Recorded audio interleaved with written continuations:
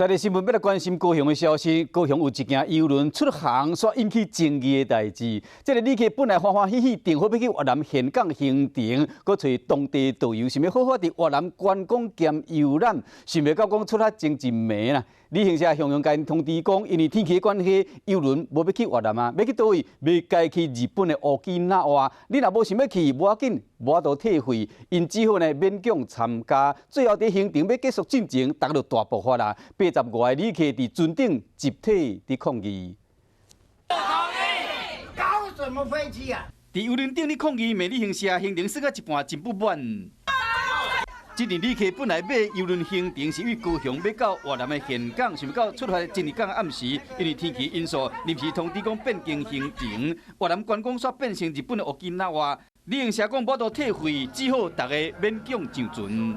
越南那边有台风啊，要更改行程。那他给我们的简讯上面也很清楚的写明，如果我们不参加，就视同放弃。那你视同放弃的话，他也不退费。80多名旅客真不满，所以变成霸占船唔肯落船的局面。